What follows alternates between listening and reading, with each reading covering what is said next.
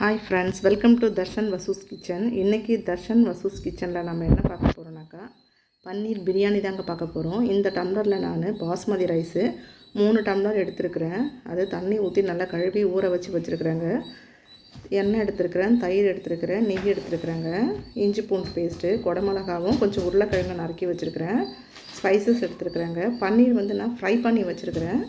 புதினா, கொத்தமல்லி தழை, ஆனியன் வெட்டி வச்சுருக்குறேன், 2 பச்சை மிளகாய் கட் பண்ணி வச்சுருக்குறாங்க. இப்போ அடுப்பில் பாத்திரம் வச்சாச்சுங்க. பாத்திரம் காஞ்சிடுச்சு.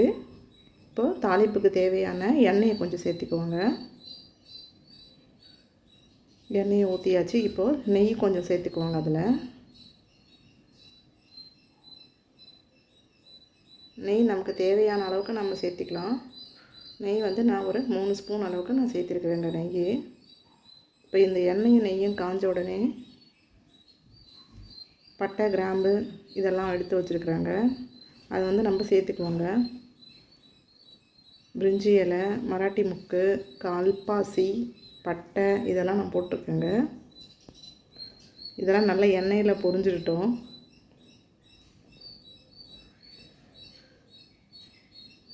இப்போ வெங்காயம் சேர்த்துக்குவோங்க.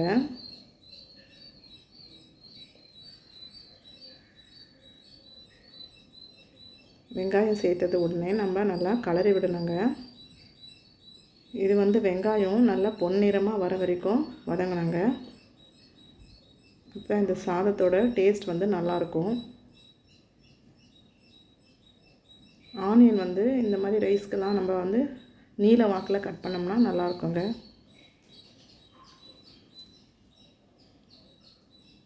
பச்சை மிளகாய் 2 சேர்த்தாச்சுங்க.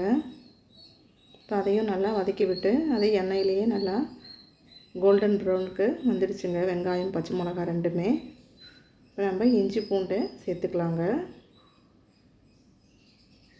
இஞ்சி பூண்டு சேர்த்து விட்டாச்சு. இப்போ நல்லா அதை வதக்கிவாங்க. இப்போ தக்காளியை சேர்த்தாச்சுங்க.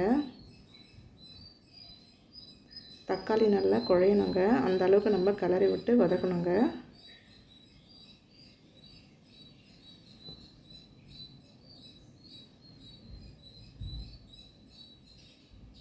கல்லுப்பு கொஞ்சம் சேர்த்து வதக்குறேங்க. அப்போ தான் தக்காளி நல்லா மசிஞ்சு வருங்க.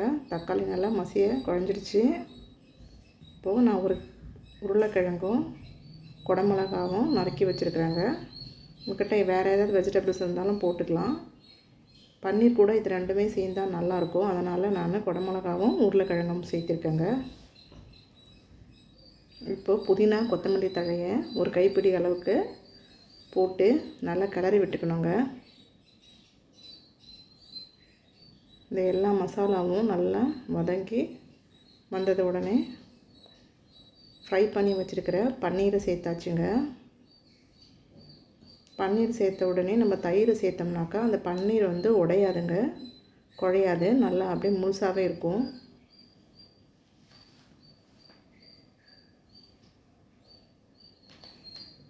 இது ஒரு குழந்தைங்களுக்கு லஞ்ச் பாக்ஸ் மெனுவாகவும் நம்ம கொடுக்கலாங்க.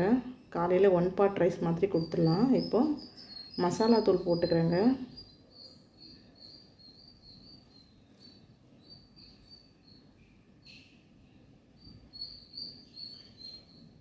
தண்ணி அளந்து வச்சுருக்குறேங்க. 1 டம்ளர் பாஸ்மதி ரைஸ்க்கு நான் 2 டம்ளர் வைப்பேங்க. 2 டம்ளர் தான் நான் வச்சுருக்கேங்க. இப்போ ரைஸ் போட்டுக்கிறேங்க.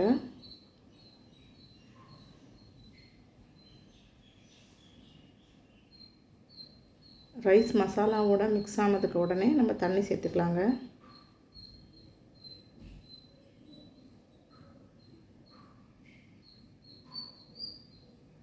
இப்போ அளந்து வச்சுருக்கிற நம்ம தண்ணியை சேர்த்து குக்கரை மூடி போட்டுடலாங்க.